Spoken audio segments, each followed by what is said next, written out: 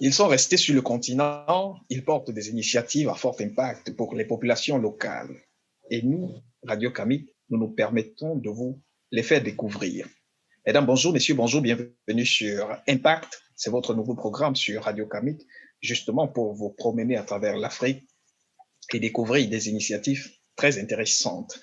Pour cette autre édition, nous recevons Hector Flandrin. Bonjour et bienvenue. Bonjour, David. Bonjour, merci. Kenny Takam, toujours fidèle à notre compagnie. Merci d'être là. Bonjour et bienvenue. Bonjour, David, et bonjour, Hector. Merci, bonjour. Alors, cette question ne se poserait pas, mais je commence par là, tu me comprendras. Elle ne se poserait pas à Tchang, la ville qui a vu tes premiers pas dans ton secteur d'activité. Elle ne se poserait non plus au Cameroun ces dernières années. Tu es bien connu, mais chez nous, on voudrait bien savoir qui est Hector Flandrin. Merci, David, pour cette question. Mais normalement, ça m'aurait facilité la tâche si tu l'avais éclaté en différents domaines. Qui est Hector du point de vue académique? Qui est Hector du point de vue artistique? Qui est Hector du point de vue de plusieurs domaines, etc. Mais bon, si tu veux que moi-même je résume la question et que je l'éclate en fonction des différentes orientations que je viens de présenter, je vais commencer par dire que je suis Camerounais. Je suis Camerounais. Du Cameroun. Je sais parler français, anglais, espagnol et bien évidemment, j'aurais dû commencer par elle, deux langues maternelles du Cameroun, le Yemba et le Ngombaleu. Le Yemba, c'est à Tchang, le Ngombaleu, c'est à Babadjou. Nous sommes dans l'ouest du pays. Dans l'ouest du pays, dans l'ouest du Cameroun. Ce sont les langues qui sont nationales, qui sont des langues maternelles ici et qui sont communiquées dans l'espace dans lequel je me trouve. Par exemple, à Tchang, c'est le Yemba, comme je disais, à Babadjou, c'est le Ngombaleu. Donc, d'un point de vue artistique. Du point de vue artistique, je suis artiste, humoriste, promoteur culturel. C'est aussi parallèle médiateur culturel et animateur pédagogique. J'ai grandi, puisqu'il faut parler de Tchang et puisqu'il faut parler de la croissance dont tu as parlé. J'ai commencé de nombreuses activités dans la ville de Tchang en tant qu'artiste, en tant qu'acteur culturel dans la Menoie. Alors, comment ça s'est déroulé? J'ai commencé par le théâtre universitaire de l'université de Tchang. S'il faut parler directement, aller droit au but, puisqu'il faut parler de carrière. Avant, c'était un peu plus de passion, d'ouverture, de parler de soi, de faire connaître ce qu'on sait faire.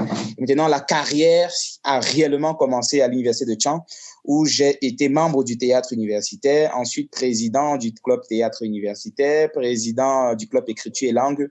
Ces deux clubs-là qui sont des clubs où on développe facilement l'art de la parole, la poésie, le théâtre et l'humour, le slam, qui sont par ailleurs mes passions et les couloirs artistiques où j'ai décidé justement de m'insérer et question d'apporter ma contribution, puisse-t-il être importante et originale pour le développement de la culture et de l'art au Cameroun, par Tchang, qui est une capitale historique, culturelle, scientifique même, de la région de l'Ouest au Cameroun.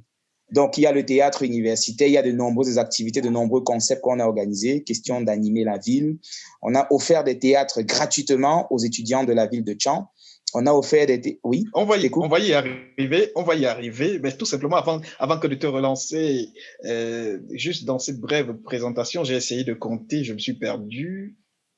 Presque 3 minutes de parole, tu as évoqué la ville de Tchang pratiquement 7 fois. Et on voit que cette ville revient bien souvent dans tes tests. Et peux-tu nous parler un tant soit peu de cette ville?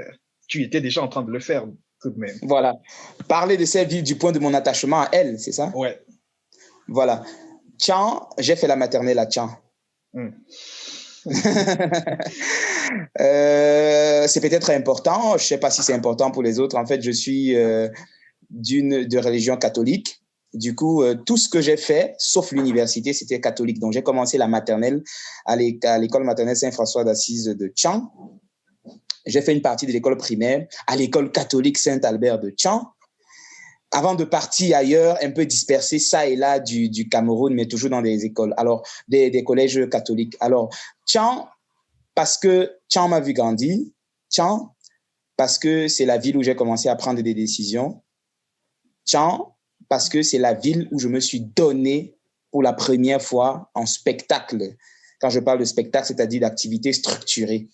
Et surtout Tchang, parce que là, j'ai puisé beaucoup de choses qui ont inspiré la majorité de mes spectacles. Je ne sais pas si tu as pensé à ce pan du point de vue des questions, mais la ville est universitaire, les étudiants, inspiration. La ville est culturelle, les activités culturelles, les rencontres des peuples, inspiration. La ville est historique. Ce n'est pas moi qui vous parle, cher David, de la ville de Tchang du point de vue d'un animal qui est souvent considéré comme emblème de cette ville, le porc, parce qu'on dit que Tchang, c'est la ville du porc, parce qu'il est dit, la légende raconte que les Allemands qui étaient ici ont élevé des espèces porcines qui ont donné certaines caractéristiques à Tchang. Tout ça, ça inspire toujours lorsqu'on veut faire des spectacles. Sans vouloir te couper, d'où l'appellation Tchankuna. Tchankuna, voilà. Et Kuna, qui est une appellation de la langue Yemba dont je parlais à l'entame de ce propos. Un clin d'œil à ceux qui nous regarderaient ressortissants de ce coin du Cameroun. On vous embrasse très fort. Kenny Takam. Oui, Franklin, bonjour encore. Je vois vraiment cet attachement lié à la ville de Tchang et d'où beaucoup je veux dire, d'expérience professionnelle même. Tu es en train d'avoir dans cette ville. Mais moi, ce qui m'intéresse vraiment, n'est-ce pas, c'est durant ton parcours, je vois que tu es très jeune, bien évidemment, comme nous. Tu es très jeune, mais durant ton parcours scolaire, je veux dire, de l'université, tu décides de faire vraiment de la comédie. J'ai vu un peu quelques vidéos là, sur ta page Facebook, comme ça.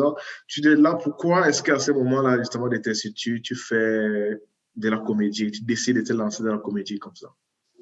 Voilà, puisque tu fais un très bon recadrement, frérot, en commençant par l'université. Parce que s'il faut parler d'avant, ce sera genre, j'ai fait un petit truc, les gens rient, mais à l'université, ça commençait à être plus structuré.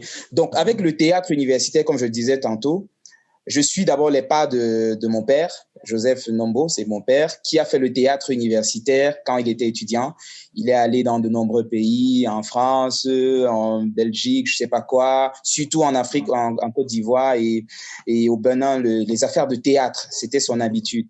En fait, quand je regardais les photos, c'est très agréable. Maintenant, moi, en fac, ce qui se passe, c'est que j'avais longtemps été le plus petit de toutes les classes où je suis passé, en maternelle, école primaire et en fac première année 2010. J'étais le plus petit de ma classe, mais j'avais l'impression d'être le plus fou, le plus comique, quoi. Du coup, on se racontait des blagues pendant des cours et à un moment, j'ai toujours exprimé cette passion-là, vouloir parler en public. Toujours vouloir parler en public. Vous savez, l'humour et surtout le stand-up que je fais, c'est un art de la parole. Donc, il y a les débatteurs, il y a des poètes qui déclament, mais je me rendais compte que s'il y a des messages que je dois transmettre, il fallait que ça passe par l'humour. C'est pour ça que j'avais beaucoup à dire. Pour restituer, par exemple, les contenus des livres que j'avais l'habitude de lire, il fallait que je les transmette par l'humour. Donc c'est pour bien comprendre, par exemple, ceux qui nous écoutent, la passion n'est pas née, la passion est née déjà quelque chose en famille, comme tu as expliqué, du papa qui faisait déjà du théâtre, et aussi même en toi, en fait, lorsque tu faisais tes études. Dans une passion qui est vraiment non seulement dans le cadre familial, mais aussi tu l'as ressenti même en toi, quoi. Ton papa t'avait aussi donné ces gènes-là, on peut dire ça comme ça. on va pas dire une passion familiale, non. C'est pas que tout le monde chez nous fait l'humour. On peut dire qu'il y a eu le soutien indirect en s'inspirant de ce que le père a eu à faire. Et en regardant ce qu'on aime faire, ça s'est développé progressivement. Parce que je suis aussi enseignant. Je me suis rendu compte, par exemple, la meilleure façon d'enseigner les petits, je suis médiateur culturel enfant, la meilleure façon d'échanger avec les enfants, c'était autour de l'humour. Donc, l'humour est à la base une profession, mais c'est aussi un joli prétexte pour faire toutes les autres activités professionnelles que je fais, parce que je suis animateur pédagogique et enseignant aussi. À présent, on va parler du prétexte de cette rencontre, de cet échange, bien sûr, Afro-Drama. Oui. Afro-Drama, peux-tu nous en parler? Merci David. C'est toujours avec passion que je parle d'Afro-Drama, avec beaucoup de passion. David, je vais t'expliquer quelque chose. Je crois qu'on s'est connus. Tu as eu l'habitude de voir une ou deux choses sur ce qu'on fait, en présentiel ou en distanciel. En effet. Oui, j'ai beaucoup aimé. Merci pour le compliment et surtout pour la reconnaissance. En fait, avec le théâtre universitaire, on avait l'habitude d'organiser des spectacles. Mais la base, je préfère le dire en public, avec toutes les personnes qui vous écoutent, la base, c'était pas de l'argent. C'est un peu très bizarre quand on le dit comme ça. On ne faisait pas le spectacle, le théâtre pour avoir des entrées financières. Il fallait absolument qu'on montre aux autres ce qu'on sait faire, ce qu'on peut faire. On faisait partager aussi votre passion, en fait. Voilà, montrer ce qu'on sait faire, ce qu'on peut faire exactement. Avec des études hispaniques, on a fait une licence, master. Bientôt, je vais soutenir la thèse. C'était toujours en rapport avec l'étude hispanique. Rien à voir avec le théâtre. Il fallait qu'on montre au-delà des compétences scientifiques, il y a quand même quelque chose qui nous définissait et qui nous rendait uniques.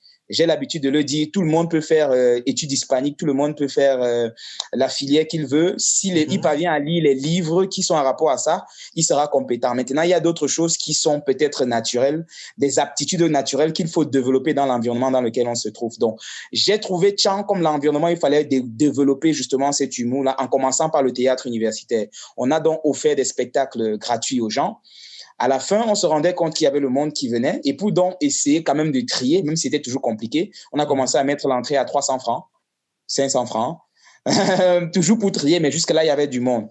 Le théâtre universitaire était rattaché à la direction, même maintenant, rattaché à la direction du centre d'université de l'université de Tchang. Donc, c'était un peu purement dans le domaine universitaire. Ça nous a permis de participer à des festivals en rapport avec l'université. C'était purement institutionnel à ce niveau. L'idée d'Afro-Drama l'est de l'envie, de la passion qu'il y a de sortir du cadre purement universitaire pour offrir à la scène nationale et même internationale un contenu artistique à partir d'un groupe.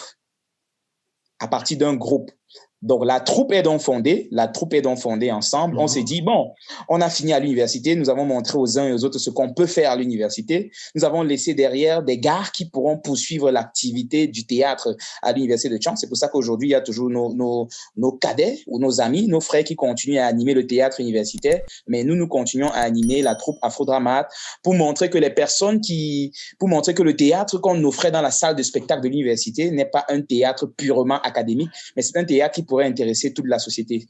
Donc, c'est pour ça que tout le monde est appelé, tout le monde est invité. Oui. Donc, on anime donc le festival Afro-Drama avec 4 éditions.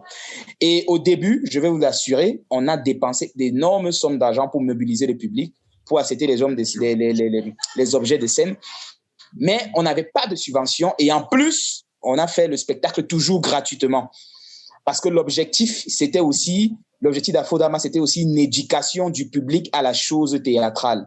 Que les gens sachent qu'au-delà d'aller prendre une bière dans un bar, on peut payer 300 francs pour écouter un théâtre, pour rire, pour s'amuser, pour contempler des personnes qui ont une passion. Je te permets de parler, j'ai l'impression que tu veux dire quelque chose. Oui, non, ma question était tout simplement, en fait, au partage, à votre passion de vouloir faire rire les gens, de parler à ces personnes.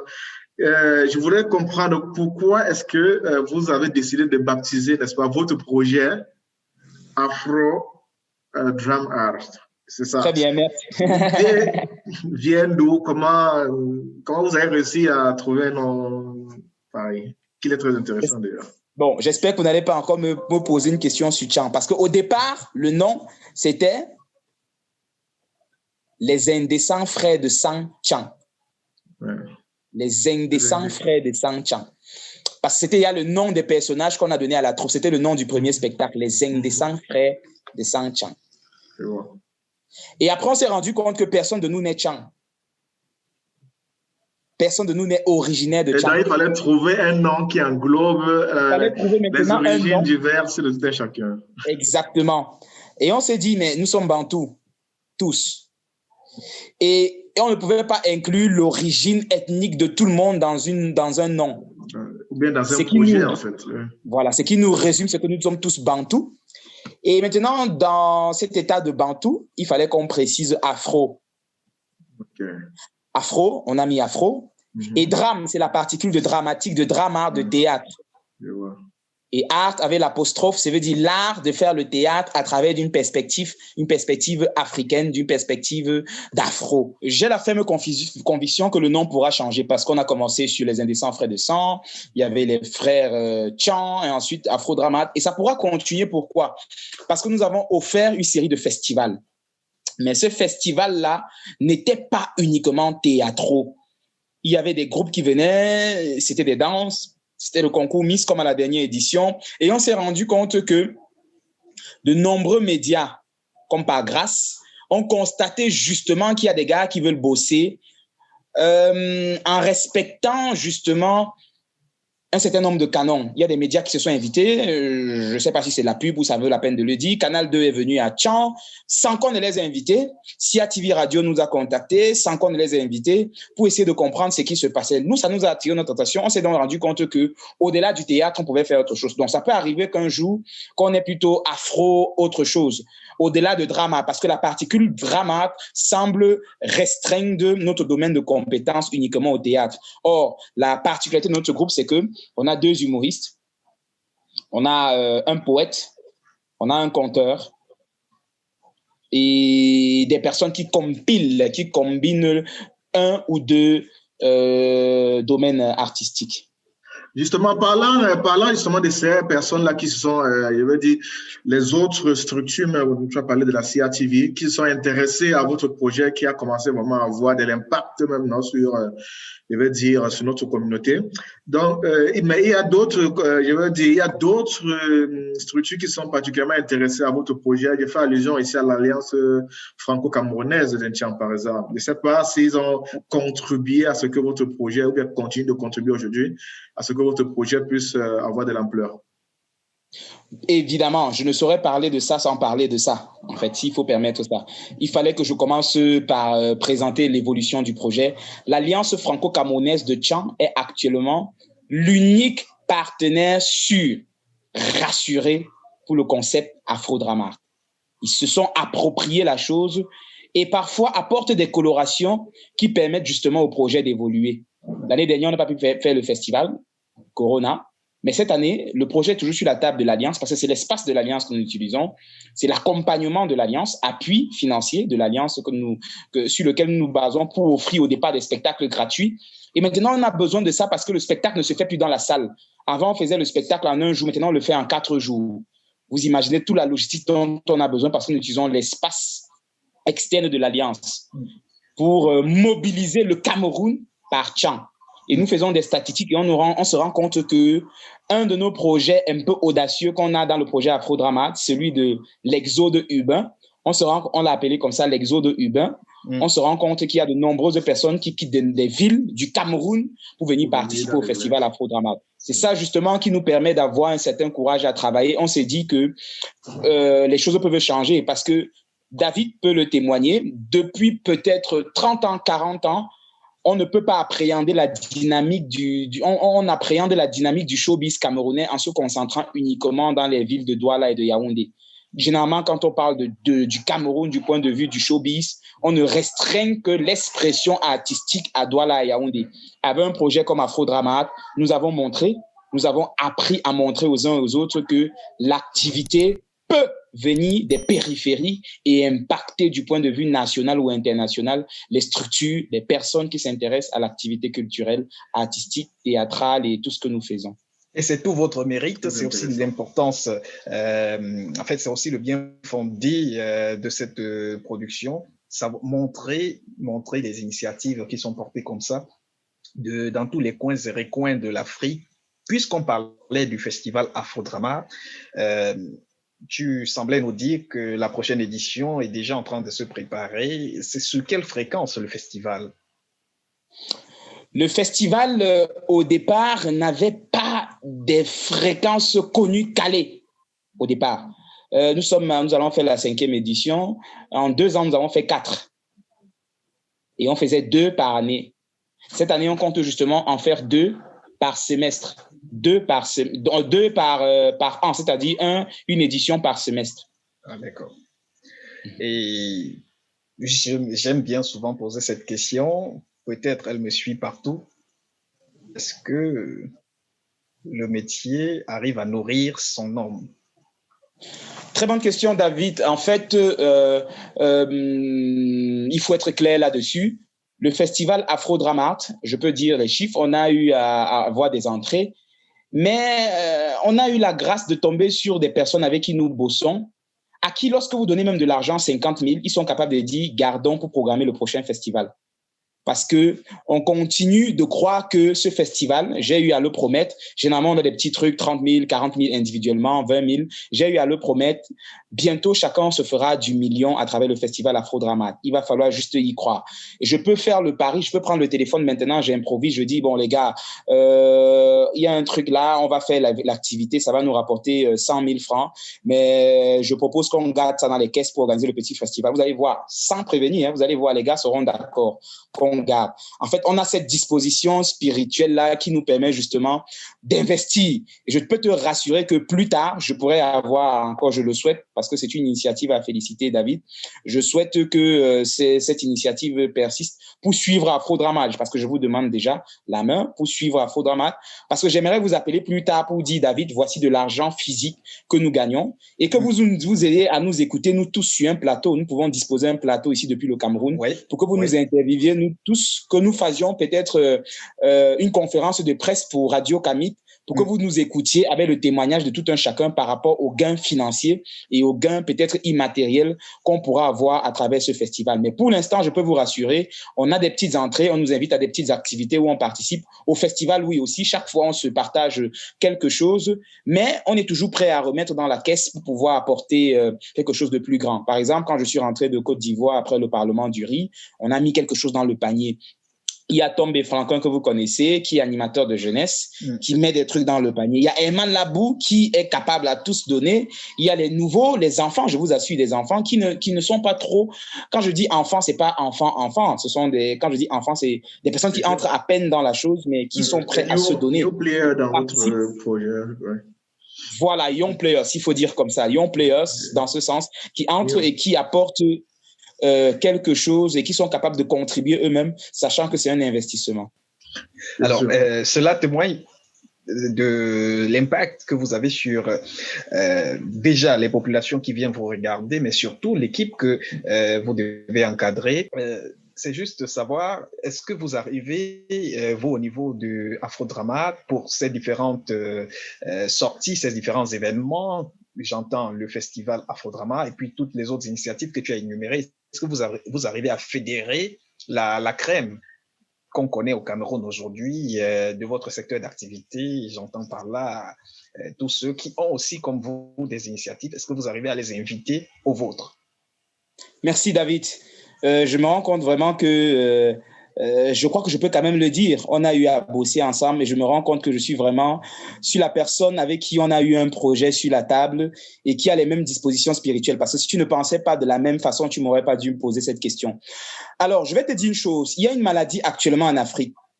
Les organisateurs d'événements, les événementiels pensent que il suffit d'inviter une star pour dire qu'on est événementiel. David, je peux parier, hein, je peux faire 10 000 personnes à Tchang. Si j'invite Singila, si j'invite Malox, je suis événementiel à ce moment. Parce que j'ai misé de l'argent sur Malox pour avoir 10 000 personnes. J'ai utilisé l'image de la star pour mobiliser les gens. Est-ce qu'on se comprend un peu? Je vais arriver progressivement. Maintenant, pour un projet comme Afro-Dramat, où on veut montrer ce qu'on sait faire, il a fallu qu'au départ, qu'on montre qu'on peut mobiliser tout ce monde étant nous-mêmes, en quittant de nous-mêmes la casquette de star. En disant aux gens, on a de la pépite, on a quelque chose de différent qu'on veut vous montrer. Acceptez de sacrifier votre temps. Parce que si je dis par exemple que j'invite Malox, les gens vont venir parce qu'ils connaissent Malox, c'est une star, c'est une bombe. Mais si on dit on invite un jeune artiste et que le monde vient, ça veut dire que le jeune artiste a quelque chose en lui qu'il a pu mobiliser pour attirer les autres. Donc, c'est sur cette base-là qu'on s'est décidé au départ à investir sur Afro-Dramat. On a dit, on a un poète, on a un conteur, on a un humoriste, on a une femme, parité, on a 2 femmes, on a des filles qui sont dans des événements. Et sans être star, sans passer à la télé, sans avoir de l'argent, elles parviennent à mobiliser le monde. C'est ça qu'on a essayé de faire. C'est le deuxième chapitre de notre cours de l'éducation du public sur la consommation de l'art. La première, c'était avoir l'habitude d'aller dans un spectacle, dans un théâtre. La deuxième, c'est aller découvrir les nouveaux talents sans qu'ils ne soient passés à la télé. Parce que la télé a cette force de manipulation, de dire va parce que c'est la star, tu pourras faire des selfies. Mais nous, étant nous-mêmes, on a voulu que les gens viennent nous suivre. Je ne veux pas parler de ce qu'on fait, mais toi, David, je crois que si tu m'as appelé, c'est parce que tu parviens à voir les images et voir le monde qu'on parvient à mobiliser. Et je te remercie déjà indirectement, David, parce que je ne dois pas le cacher, tu as eu à soutenir Afrodramat, il faut le dire, quelques pièces d'euros et les t-shirts Afrodramat que tu as commandés étant en Italie pour que ça quitte du Cameroun pour y arriver. C'est une certaine manifestation, c'est une certaine puissance en fait, c'est une certaine force. Et toi, en tant que Camille, tu as compris en fait le message que nous transmettons. Chaque fois que nous faisons le festival Afrodramat, nous n'hésitons pas à parler des personnes comme toi qui, sans même nous connaître artistiquement, parce que tu es parti du Cameroun sans réellement voir ce qu'on savait faire, ce qu'on pouvait faire, mais tu as cru au projet. Et même en faisant tes dernières vidéos YouTube sur Radio Camille, on t'a vu avec le t-shirt d'Afrodramat que tu arborais. C'est en fait ça. Très fièrement. Oui, merci infiniment, David. C'est en fait ça l'illustration du projet. Si j'avais parlé comme ça sans qu'il y ait des personnes comme toi qui attestent de ce que je suis en train de dire, ça pouvait être bidon. Je te dis aujourd'hui, il y a des personnes, des autorités même, qui viennent au festival Afrodramat, pas parce que nous passons à la télé, pas parce qu'Hector est allé au Parlement du Riz, pas parce que Herbal, qui est un membre de notre troupe, est allé au Parlement du Riz, mais parce qu'ils voient qu'il y a des choses que nous aimerons transmettre. Et voilà donc le deuxième chapitre de l'éducation publique que nous faisons pour leur permettre de mobiliser les gens, de ne pas être événementiel, mais d'être à la base d'abord artiste. Maintenant, pour répondre à la question, oui, on compte faire venir désormais des personnes parce que nous avons su mobiliser les gens, parce que nous avons Tchang, parce que nous avons un public qui nous soutient. On peut désormais faire venir des gens en leur disant, s'il te plaît, viens, sans les payer. Et je suis sûr qu'il y a des grands frères, des aînés dans le domaine qui sont capables de venir à Tchang sans qu'on ne les paye, sans qu'on ne leur donne quelque chose de particulier, en prenant juste des dispositions, hôtels, etc., qu'on leur dise qu'il y a 10 000 personnes qui demandent à vous voir, il y a 300 personnes qui demandent à vous voir, etc., ils vont accepter venir. Et ça, je te le promets. Pourquoi? Parce qu'ils ont compris aussi notre projet, comme quelqu'un comme toi a compris. C'est un peu ça la logique. Écoute, les portes de Radio Camille resteront toujours ouvertes et on te souhaite davantage de mobiliser tant de personnes, tant de fédérer autant que possible pour redorer le blason de cette ville. Alors, Hector Flandrin, oui. Voilà 2021. Qu'est-ce que nous pouvons te souhaiter et souhaiter au projet Afrodramat? C'est à moi de dire ce que vous pouvez me souhaiter. C'est une façon de parler. Tu veux, je la repose autrement. L'inspiration, l'originalité et la réalisation des projets. Voilà. Merci de t'être prêté au jeu de cette interview. On a essayé de mieux te connaître et on espère, nos internautes aussi, que nous invitons bien sûr de massivement regarder les vidéos et tout ce que tu fais sur les réseaux sociaux. Les descriptions, le lien sera en description de cette autre vidéo. En attendant, vous qui nous regardez, abonnez-vous, activez la cloche de notification pour davantage nous recevoir chez vous. Merci de partager nos vidéos. Allez, merci à toi Flandrin pour ce beau moment, bien sûr, surtout pour cette note d'humour pour terminer. Merci Kenny Takam et mesdames et messieurs, vous écoutiez Impact. Merci de vous abonner massivement. Bien le bonsoir à tous.